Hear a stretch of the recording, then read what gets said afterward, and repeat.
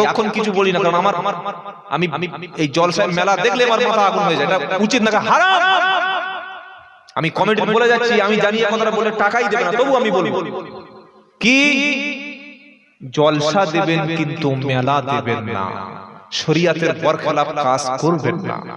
এত কষ্ট করে আপনারা পরিশ্রম করেছেন, একটা জলসা দিতে বহুত কষ্ট করতে হয়, 4 বার 5 বার লোকের বাড়ি যেতে হয়, হয় না হয় না হয় না। ওয়াল্লাকাদ দারানা লিজাহান্নামা কাসীরাম মিনাল জিন্নি ওয়াল ইনস লাহুম কুলুবুল লা ইয়াফকাহুনা বিহা ওয়া লাহুম আইনুন লা ইবসিরুনা বিহা ওয়া লাহুম আদানুন লা ইয়াসমাউনা বিহা উলাইকা কাল আনআম বাল হুম আযাল উলাইকা হুমুল গাফিলুন। 9 পারা 13 পৃষ্ঠা 1 নম্বর লাইনের আয়াত 179 179 সূরার নাম আরব। কোরআন শোনাচ্ছে আমি আল্লাহ মানুষ এবং জিনদের মধ্য থেকে বিশাল একটা সংখ্যক মানুষ এবং জিনদের মধ্যে বিশাল একটা সংখ্যককে আমি আল্লাহ জাহান্নামের জন্যই কিন্তু বানিয়েছি। তারা কারা? লাহুম কুলুবুল লা ইয়াফকাহুনা বিহা, যাদের কলব রয়েছে, আত্মা রয়েছে, চিন্তা রয়েছে, চেতনা রয়েছে, যারা জীবিত, সবকিছু ভাবে, সবকিছু চিন্তা করে, আল্লাহকে নিয়ে কখনো চিন্তা করে না। আচ্ছা এবার আপনি বলুন, এই যত লোক মেলায় ঘুরছে বা এখনো পর্যন্ত এখানে সেখানে আছে, মাওলানা আরিফুর রহমান সাহেব ভাই মনে চলে আসছে নাকি? হ্যাঁ আচ্ছা, উনি আসছেন হাওড়ার গুলশানি থেকে, হাওড়া জেলা থেকে। আমি এসেছি বারাইপুর চাম্পাটি থেকে।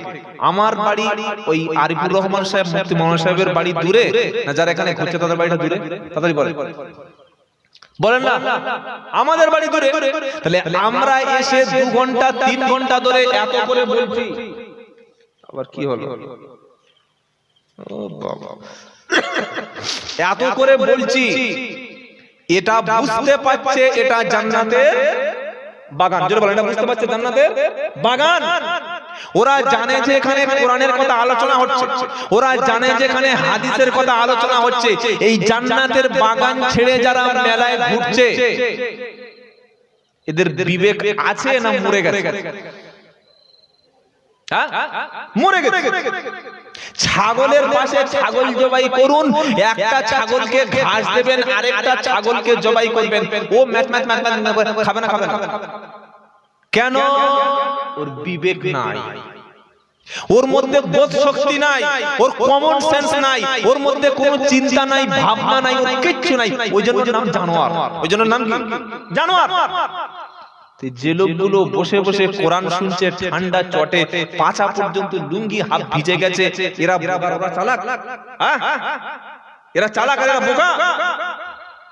কোরআন শুনে মুসলমানে আর কোরআন শুনে দূরে চলে যায় নাফরমান বেঈমানে। লিখে রেখে দেবে।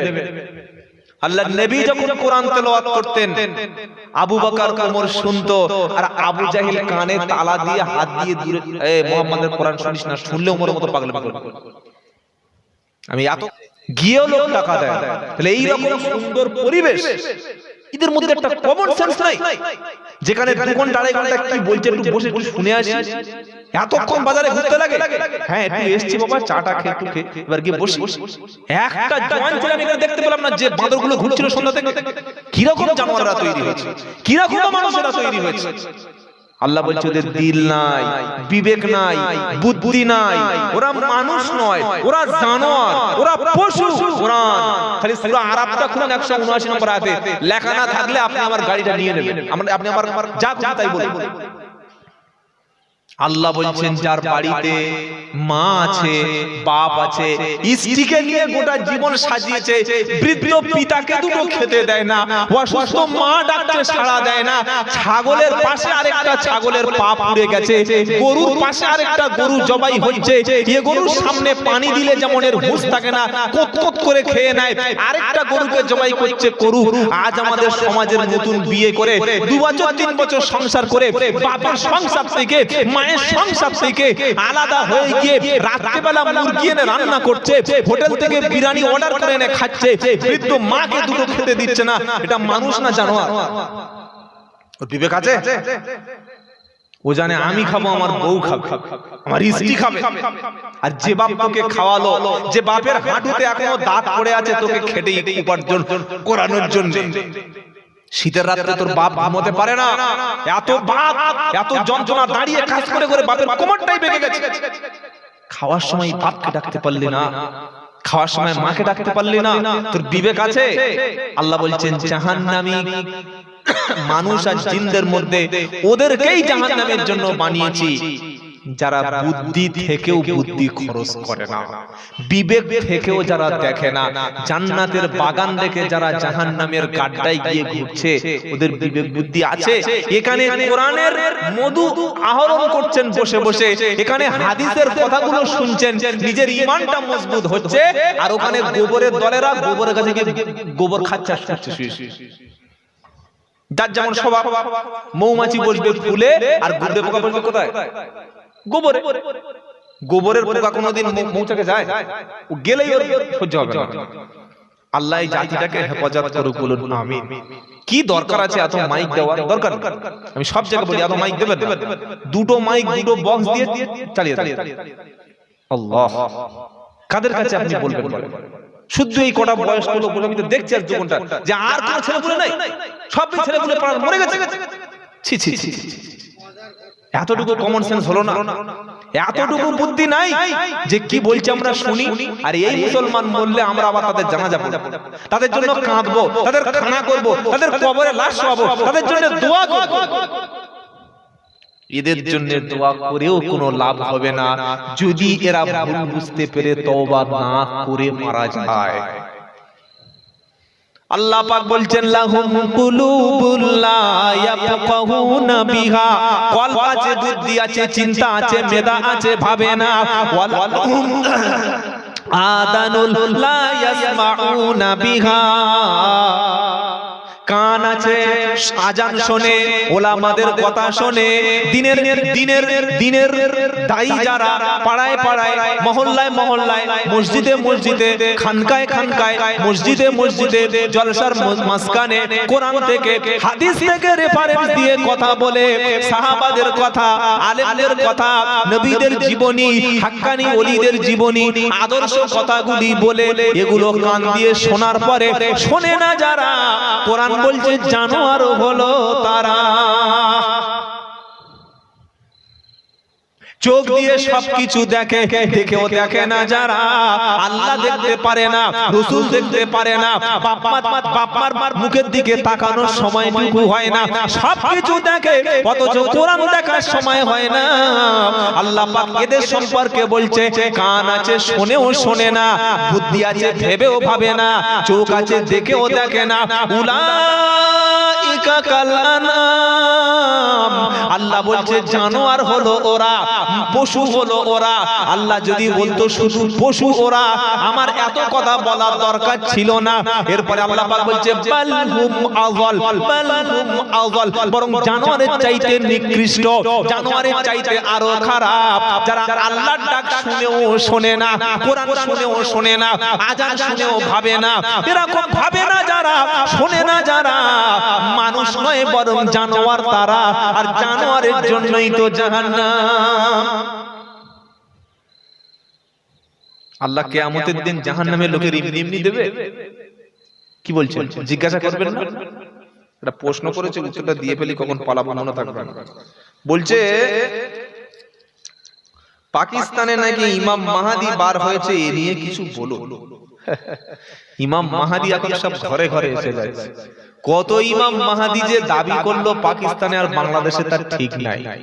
ইমাম মাহাদি পাকিস্তানে আসবে না নবীর দেশে আসবে? কোথায় আসবে?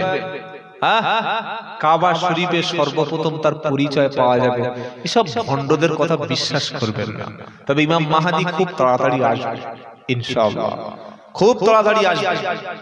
তিনি না আসা পর্যন্ত ফিলিস্তিনের কোনো সমাধান হবে না।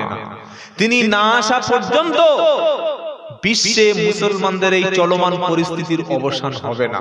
তিনি আসবেন, আমরা সবাই তার সাথী হয়ে আল্লাহর জন্য যুদ্ধ করে শহীদ হব। বলুন ইনশাআল্লাহ। রাজি আছেন তো? ইনশাআল্লাহ। এখন থেকে তৈরি থাকুন, এখন থেকে রেডি থাকুন। খুব কম সময়ের মধ্যে ইমাম মাহদী চলে আসবেন। যত কিয়ামতের আলামত সবগুলো হয়ে গেছে, কিচ্ছু বাকি নাই। কোনটা বাকি আছে? নবী যতগুলো কথা বলেছিলেন সব হয়ে গেছে, সব হয়ে গেছে। আল্লাহু আকবার। যে কোনো মুহূর্তেই আল্লাহ পাক বলছেন ইকতারাবা লিন-নাসি হিসাবুহুম ওয়া হুম ফি গাফলাতিন মুরিদুন। কিয়ামতের দিনটা, হিসাবের দিনটা খুব নিকটবর্তী, অথচ মানুষ এই সম্পর্কে গাফিল, ভাবে না। হিসাব সামনে, হিসাব সামনে, কিয়ামত সামনে এসে গেছে। গোটা পৃথিবী যে জুলুম নির্যাতন হচ্ছে ইমানদার মুসলমানদের উপরে, ইমাম মাহদী ঈসা আলাইহিস সালাম এসে পৃথিবীতে একটাই মাত্র দিন থাকবে, সেই দিনের নাম হচ্ছে ইসলাম। বলুন সুবহানাল্লাহ। কোন সংবিধান আর থাকবে না, একটাই মাত্র সংবিধান থাকবে, সেটা হলো কুরআনের সংবিধান। সুবহানাল্লাহ। যারা তার সাথী হয়ে লড়বে আল্লাহ পাক তাদের জান্নাত দান করবেন। বলুন সুবহানাল্লাহ। এই যত ভণ্ডামি করে নতুন করে দাবি করছে ইমাম মাহদী, এরা মিথ্যুক, এরা কাযযাব। এদের কথা বিভ্রান্ত হওয়ার কোনো দরকার নেই। আল্লাহর নবী বললেন, আমি নবী, আমি শেষ নবী, তবে আমার পরে আরো 30 জন মিথ্যা নবীর দাবিদার হবে। 28 জন হয়ে গেছে। শেষ গোলাম আহমদ কাদিয়ানী, কাফেরটা মরেছে পায়খানার মধ্যে, নবী মরেছে পায়খানার মধ্যে। নাউজুবিল্লাহ। চিন্তা করতে পারছেন কোথায় নবীর মৃত্যু হচ্ছে? এই গোলাম আহমদ কাদিয়ানীর মৃত্যুটা হয়েছে টয়লেটের মধ্যে। 28 জন নবী দাবি করেছে, আসছে সামনে অনেক কিছু দাবি করে। এগুলো কথা বিভ্রান্ত হবেন না। ঈমান ঠিক রাখার জন্য আপনাকে পড়াশোনা করতে হবে। বারবার বলছি, পড়াশোনা করুন, ভাবুন, একটু ইসলাম নিয়ে একটু চর্চা করুন। আল্লাহ কি বলেছে এত বড় কিতাবে একটু নিয়ে খুলে দেখুন। নবীর জীবনীটা একবার জীবনে একটা কিনুন না। বাজার থেকে এত কিছু কিনেছেন, কই বাড়িতে একটা আল্লাহর নবীর জীবনী রাখা যাচ্ছে না যে নবীর জীবনীটা পড়ে দেখি? আছে কারোর বাড়িতে?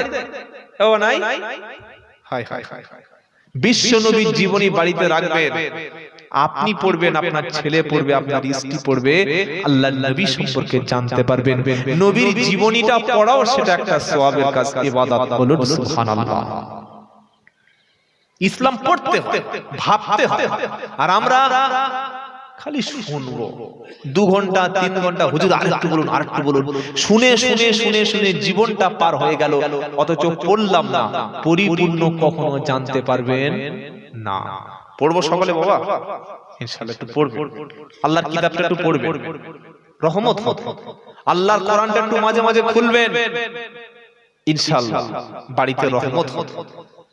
কে আমাদেরকে বলেছে, আমি মাথায় ঢোকে না, যে সারা বছর কোরআন শরীফ নেই, নামাজ রোজা হজ যাকাত তাসবিহ তাহলিল কিচ্ছু নাই, বছরে একদিন বাড়িতে যেদিন মিলাদ হবে সেই দিন শুধু হাফেজ সাহেব পড়বে, আর কোরআন শরীফ পড়ে না। জীবনে মেয়েরা কোরআন শরীফ খোলে না, ওই কাপড় দিয়ে পেঁচিয়ে রমজান মাসের শেষে দিয়ে উপরে রেখে দিয়েছে, আর কোনো সম্পর্ক নাই। এটা কোরআনকে ভালোবাসা হলো? ভালোবাসা হলো না। রাত দিন কোরআন পড়ে, রাত্রে বেলা, রাত গভীর হয়ে গেছে, সবাই ঘুমিয়ে, ইমানদার তো রাতে ঘুমায় না, ইমানদার রাতে একটু জাগে। সুবহানাল্লাহ।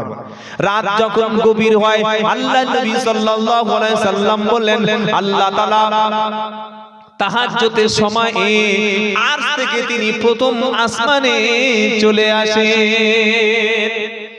প্রথম আসমান বুঝেন? আসমান কটা? আল্লাযী খালাকা সাবআ সামাওয়াতিন তিবাকা। আল্লাহ পাক বলছে আসমান হলো 7টি।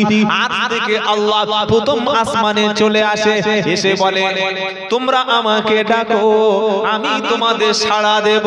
জোরে বলুন সুবহানাল্লাহ। তোমরা বিপদে পড়েছো, আমার কাছে সহযোগিতা চাও, আমি আল্লাহ সহযোগিতা করব। তোমরা গুনাহ করেছো, আমি আল্লাহ আমার কাছে মাপ চাও, আমি আল্লাহ গুনাহ ক্ষমা করে দেব। রাত যখন গভীর হয়, আল্লাহ তার বান্দাকে ডাকতে শুরু শুরু করে, হে পাপিষ্ঠ বান্দা, সুদ খেয়েছিস, মদ খেয়েছিস, জিনা করেছিস, নামাজ কাজা করেছিস, অন্যায় করেছিস, জুলুম করেছিস বান্দা। এখন রাত হয়ে গেছে, কারোর কাছে তোর গোপন পাপটা আমি বলবো না, তোর পাপটা আমি গোপন রেখেছি। তুই কি আমার কাছে ডাকবি না, আমাকে কি বলবি না? আমার কাছে যখন বলবি কাউকে বলতে হবে না, শুধু গোপনে আমার কাছে সিজদা দিয়ে কেঁদে বলবি, রব্বানা যালামনা আনফুসানা ওয়া ইল্লাম তাগফির লানা ওয়া তারহামনা লানাকুনান্না মিনাল খাসিরিন। আদম আলাইহিস সালাম জান্নাত থেকে যখন বিতাড়িত হলো, আল্লাহ পাক আদম এবং হাওয়া আলাইহিস সালামকে যখন নামিয়ে দিল, আল্লাহ পাক দুনিয়াতে দুজনকে যখন নামিয়ে দিল, আদম কাঁদে আদমের মতো, হাওয়া কাঁদে হাওয়ার মতো, দুজনে আল্লাহর কাছে কাঁদতে শুরু করলো। আল্লাহ পাক দোয়া একটা শিখিয়ে দিল। আদম আলাইহিস সালাম বললে, রব্বানা যালামনা আনফুসানা, আয় আল্লাহ নফসের উপরে জুলুম করেছি, আপনি জান্নাতের নিষিদ্ধ ফল খেতে নিষেধ করেছিলেন, শয়তানের ধোঁকায় পড়ে খেয়ে ফেলেছি, রব্বানা নফসের প্রতি জুলুম করেছি, ক্ষমা করো। ওয়া ইল্লাম তাগফির লানা ওয়া তারহামনা, ক্ষমা করো, দয়া করো।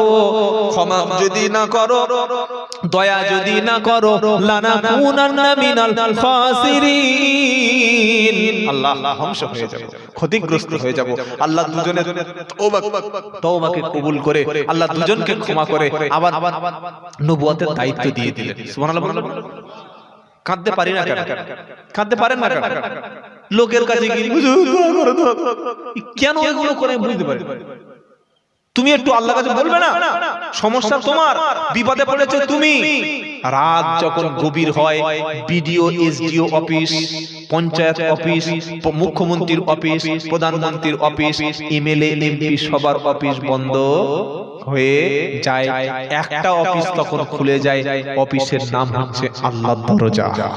সুবহানাল্লাহ। সব দরজা রাতে বন্ধ, আল্লাহর দরজা রাতে খুলে যায়। কেঁদে দেখুন না, ওলি হতে চান, পীর হতে চান, ঈমান নিয়ে কবরে যান, চোখের পানিটা ফেলুন। দুনিয়া যদি কাঁদতে পারেন, আখিরাতে কাঁদতে হবে না। আর দুনিয়া যদি কান্না না আসে, আখিরাতে কান্নার শেষ থাকবে না। অনেকে ভাবছেন হুজুর ও ঠিক আছে, যা হচ্ছে চলে যাবে, কারণ আমি একটা খুব বড় হুজুরকে খুব ভালোবাসি, আমার একটা ভালো বক্তার সঙ্গে খুব সম্পর্ক আছে, উনি আমাকে নিশ্চয়ই কোনো না কোনো উপকার করবেন, আমার নামাজ। এরকম মনে মনে বিশ্বাস আছে কারো? যদি থাকে, আমল যদি খারাপ হয়, আল্লাহর কসম, আল্লাহি, আমল যদি খারাপ হয়, আমল যদি শূন্য থাকে, কিয়ামতের দিন স্বয়ং রাসূলুল্লাহ সাল্লাল্লাহু আলাইহি ওয়াসাল্লাম আপনাকে উম্মত বলে পরিচয় দেবে না। আপনি কার ভরসায় বসে আছেন? আমল ভালো, একটু ভুল করেছিল, আল্লাহ সুপারিশের অনুমতি দেবেন, কেউ সুপারিশ করবে, নবীও সুপারিশ করবে। বলুন সুবহানাল্লাহ। আমাদের জলসায় কি বলা হয়েছে? বাবারা, ভাইজানেরা, এত প্রশ্ন দিলে আমি বক্তব্য ফোন করব। ও ভাইজানেরা, আল্লাহ গফুর রহিম, আল্লাহ রহমানুর রহিম। বাবা, আল্লাহ বড় ক্ষমাশীল, সবাইকে আল্লাহ মাফ করে দেবে। বাবা, একটা মত কো দাঁড়িয়েছিল, ও ছুটে এসেছে, এই আল্লাহ ক্ষমা করে, চল চল চল। যদি শুনে যে জলসায় এসে একবার বসলে পুরো আল্লাহ সবাইকে ক্ষমা করবে, মদখোর মদ আর খাবে না, ছেড়ে দেবে, বেশি করে খাবে, ও জানে আল্লাহ ক্ষমা করে দেবে।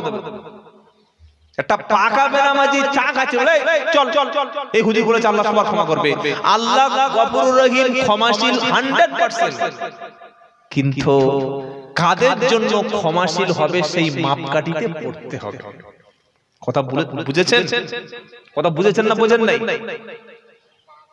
আল্লাহ ক্ষমাশীল ঈমানদার মুমিনের জন্য, আল্লাহর নাফরমানের জন্য নয়।